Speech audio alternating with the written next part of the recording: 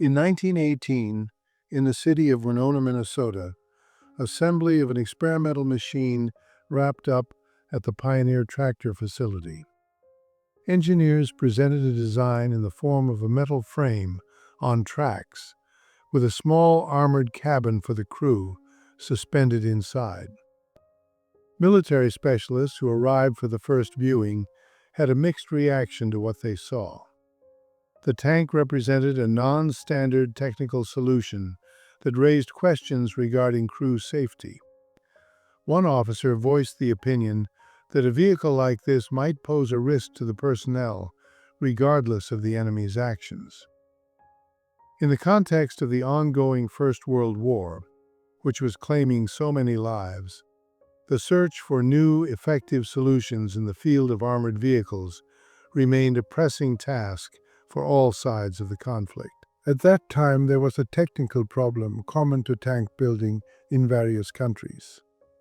The French concept leaned on light tanks capable of maneuvering quickly, but their armor was vulnerable even to small arms fire, and their cross-country ability was limited.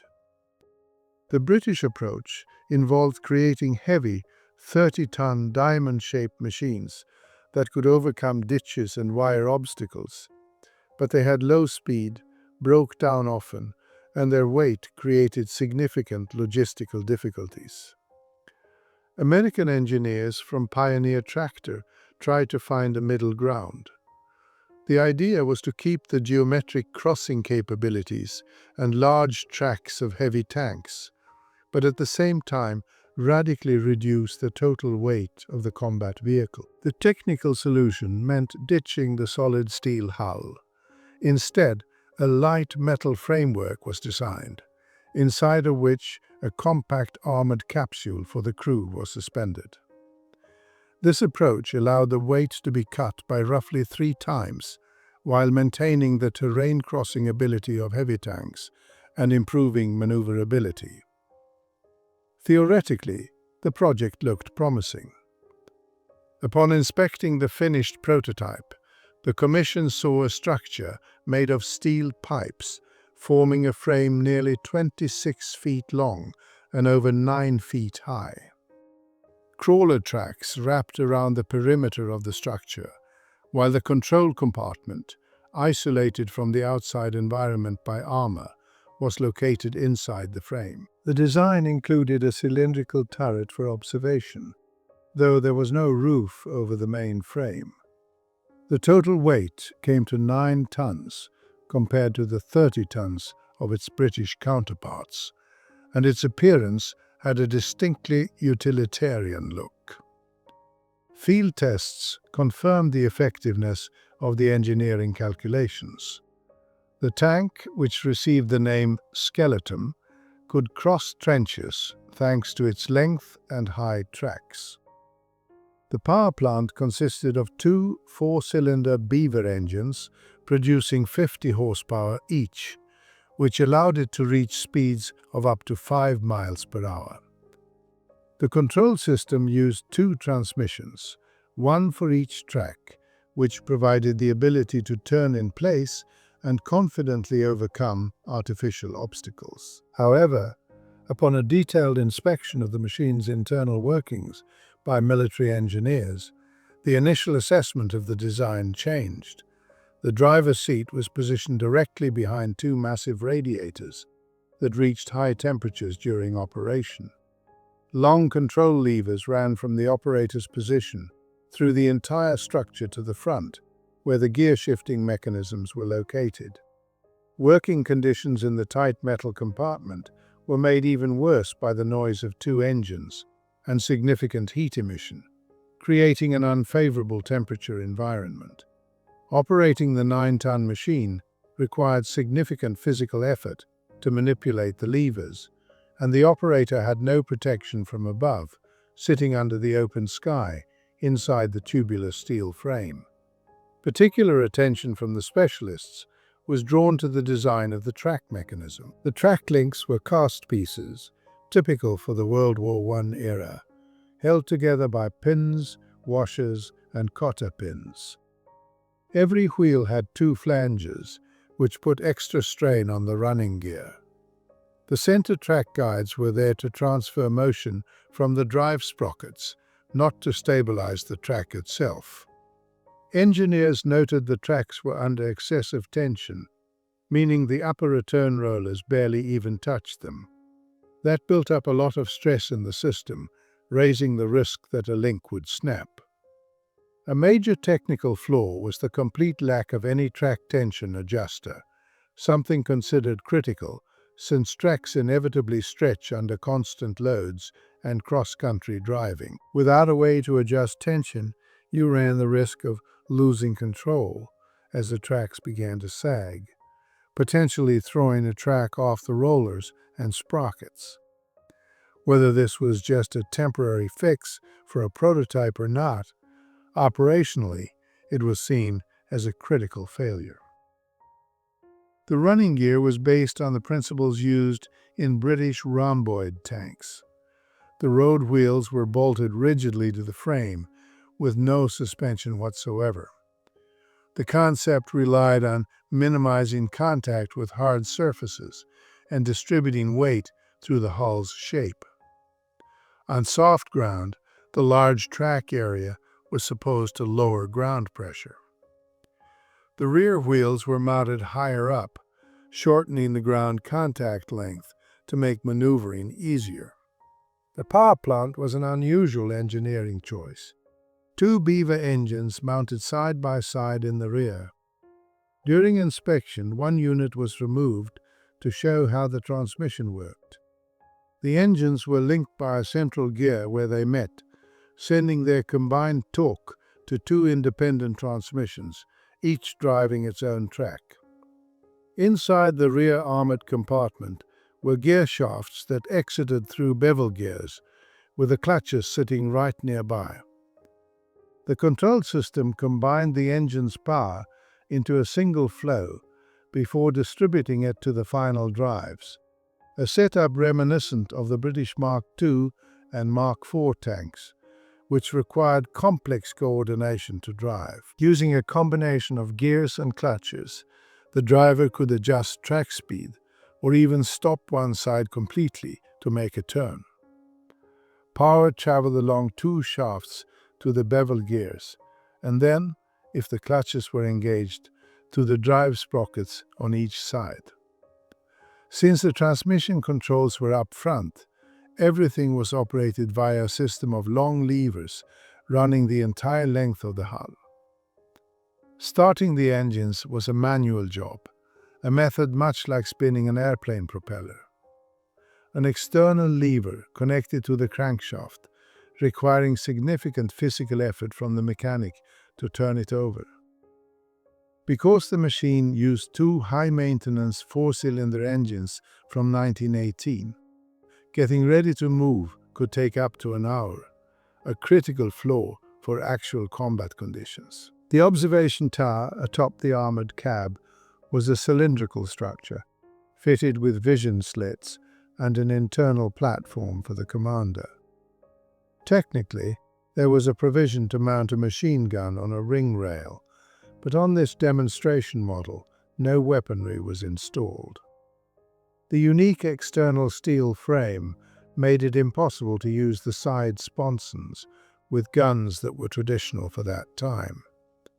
Effectively, placing weaponry within this design scheme remained a complex technical challenge.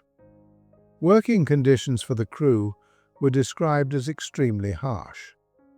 Visibility from the driver's seat through the narrow slit was limited, and intense vibration from the engines was transmitted throughout the entire hull. The metal walls of the cab heated up to high temperatures from the running machinery, creating a risk of burns upon contact.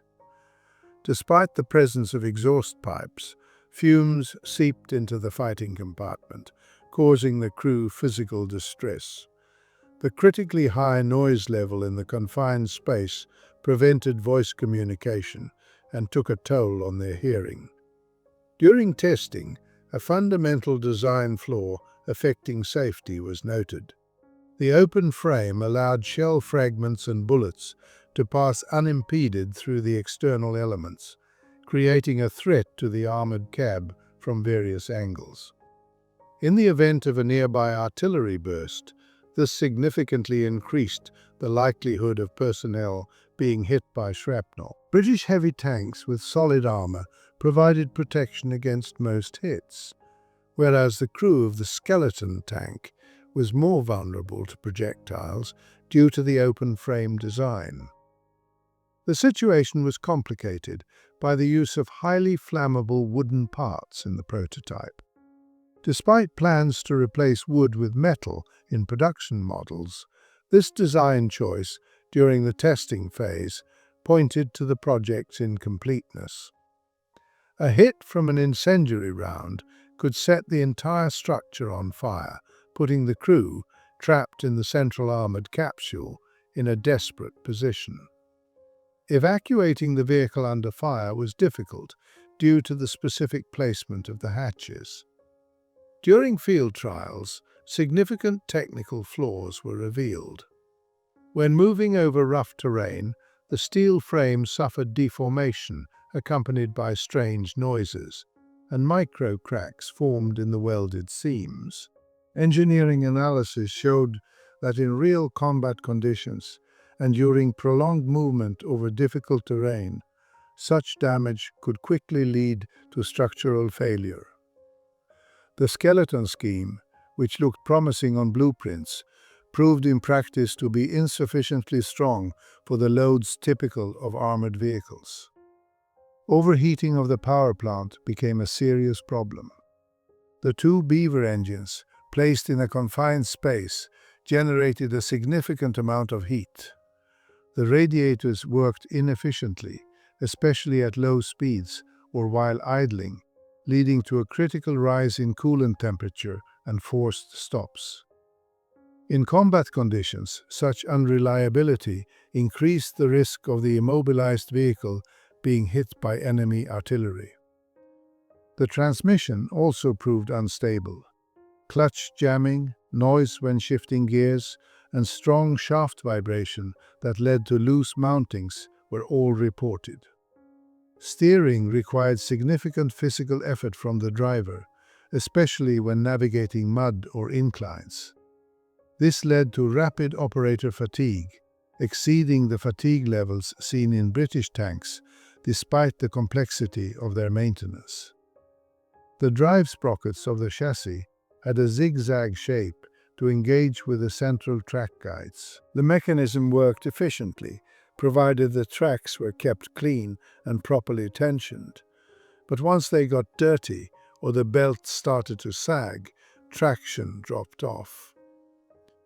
In the European theatre, where the ground was just a mix of mud and clay, a system like this clogged up fast. Cleaning the drive gear in the field took a significant amount of time, which hurt the vehicle's readiness for immediate action. Comparing the design to similar machines revealed a mixed bag. On one hand, at 9 tons, the machine was 3 times lighter than the British heavy tanks, which made it much easier to transport by rail or ferry across rivers. The lighter weight and specific track layout helped maneuverability, and its ability to cross wide trenches was on par with the heavy equipment, thanks to the length of the hull and the height of the tracks. On the other hand, the lack of proper crew protection made you wonder if those advantages were even worth it. Unlike the French light tanks with their enclosed armored hulls, or the heavily armored British machines, protection here was minimal. Firepower was another problem. The open frame design meant they couldn't mount heavy sponsons with cannons. Putting machine guns in the top turret was technically possible, but their firing effectiveness was limited. Installing heavier weapons meant adding weight, which would strip the project of its main advantage, its lightness. It created a technical contradiction. Keeping it light meant weak armor and weak guns, but beefing those up just turned it into another heavy tank with no real edge over existing models. Field testing on rough terrain revealed even more operational headaches.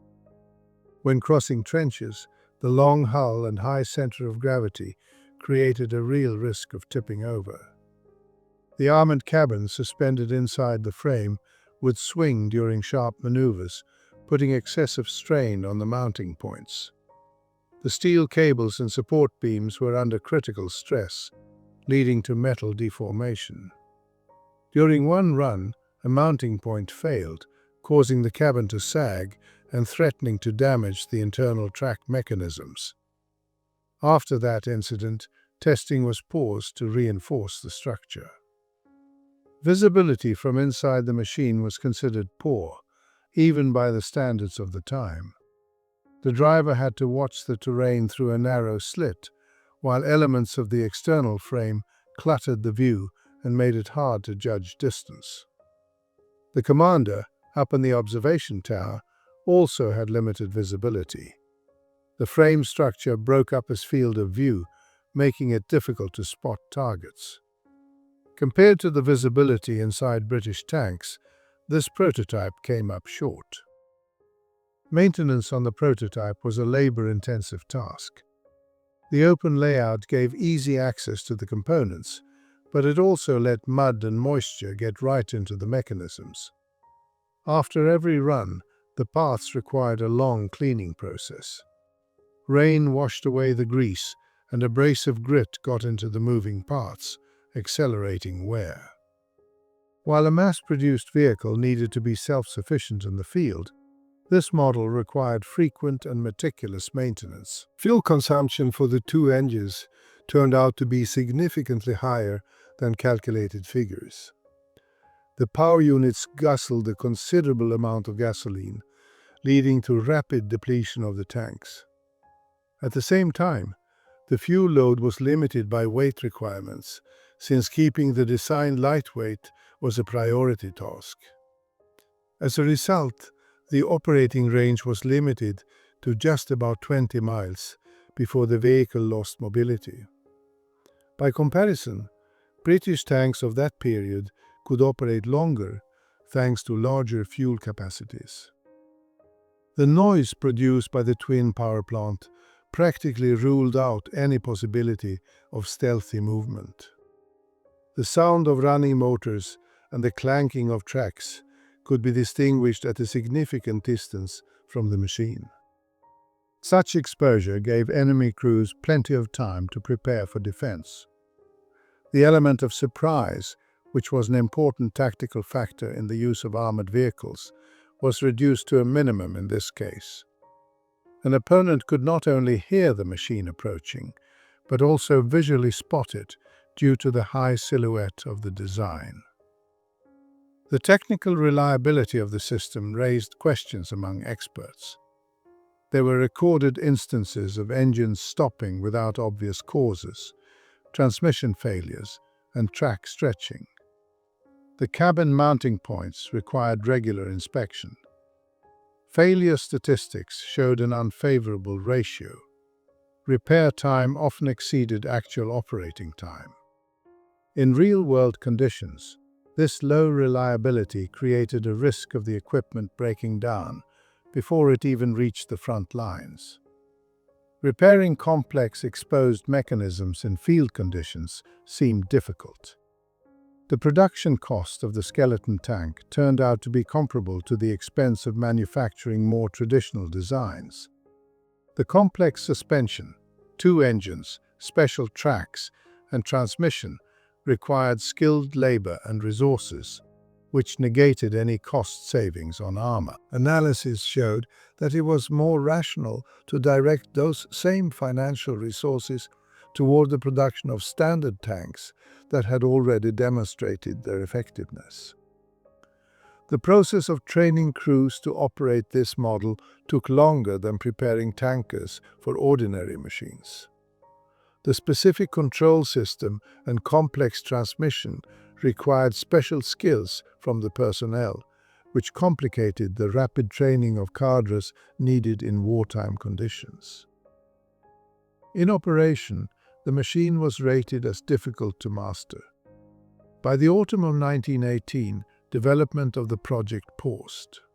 Interest from customer representatives waned as new flaws were revealed during testing. Attempts by engineers to fix critical defects led to the emergence of new technical problems. Strengthening the frame or improving protection resulted in increased weight, and installing weaponry overloaded the structure. Realizing the concept of a light machine with the cross-country ability of a heavy tank ran into serious engineering limitations. On November 11, 1918, combat operations of the First World War came to an end. The conclusion of the armistice in Compiègne marked the end of the four-year conflict. For the Skeleton Tank project, this event signaled the end of production prospects, as chances to use the technology in real conditions vanished. The United States War Department began winding down armament programs that hadn't managed to pass a combat check. Government orders were canceled, industrial facilities were switched over to civilian production, and experimental developments were closed. The Pioneer Tractor Company received notification of the termination of project funding in December of that same year. The sole created prototype remained on the factory grounds in Winona, transitioning to the status of an inactive object. Engineers dismantled one of the Beaver engines to use it for other purposes, since in peacetime conditions, components were required for other needs. The remaining power plant was mothballed, with the cylinders filled with oil to protect against corrosion. The tension on the tracks was loosened to prevent the metal from deforming, and the exposed mechanisms were coated in a layer of thick grease. On department orders, the skeleton tank was shipped to an army depot for storage, alongside other experimental prototypes that never made it into mass production. The transport process went according to plan. The structure's comparatively light weight allowed it to be placed on a standard railway flat car without bringing in special equipment. The technical feature considered one of the machine's advantages actually just simplified its journey to the place where it would be written off. It was delivered by rail to Virginia, unloaded at an army arsenal, and left out under the open sky. For the next decade, the tank sat in storage with no maintenance whatsoever. Exposed to the elements, the protective grease washed away, the steel pipes of the frame corroded, and the wooden components fell apart. The armored cabin held up better, thanks to the thickness of the steel sheets, but even that began to show signs of oxidation. The tracks, resting on the ground, gradually sank into the soil, and the shape of the road wheels warped due to long-term exposure to moisture and time. The observation turret deformed, and the viewports became clogged with mud. The compartment intended for the second engine remained empty, as the unit had been removed earlier. The object sat on the depot grounds for a long time, but due to a lack of markings or explanatory information, it often wasn't even identified as a piece of armor. From the outside, the machine looked like an unfinished industrial structure, and since the technical documentation was stored in departmental archives, establishing the object's purpose was difficult. Researchers working with reports from the World War I era found information about an experiment by the Pioneer Tractor Company, though matching that data with the object in the yard didn't happen immediately. By the middle of the 20th century, the machine's condition was assessed as critical. Some elements of the frame had rusted all the way through, while others were covered in layers of oxidation. Representatives of the military department decided to restore the exhibit. The work was carried out with limited resources. They replaced the most damaged assemblies, including the wooden parts that had completely rotted away by that point. The new materials looked visually different from the darkened metal, creating a contrast between the structural elements. They chose not to restore the top cover of the cabin, keeping the design open according to the original project. Later, a canopy was erected over the tank to protect it from further destruction. This structure, a wooden shelter with a sloped roof, limited the impact of precipitation on the object, although spending so much time outdoors earlier had already led to natural material decay. This measure allowed the remaining elements of the structure to be preserved until transport. Eventually, the tank was moved to the military vehicle collection at Fort Lee, Virginia, where it became part of an exhibit reflecting the stages of armored force development. The accompanying placard contained brief details about its creation history and performance specs, without focusing on the risks that such a layout could have posed for the crew. Today, the skeleton tank stands as an example of the search for engineering solutions to balance protection, firepower, and maneuverability. Its specific open structure allows for an inspection of internal components, including the transmission and engine placement, and an appreciation of the machine's overall complexity. Traces of corrosion on the tracks, the tilt of the turret, and a missing engine testify to the prototype's current condition. This exhibit demonstrates the technical features of an experimental project that was scrapped during development and never entered mass production, remaining an example of a non-standard approach in the history of heavy machinery design.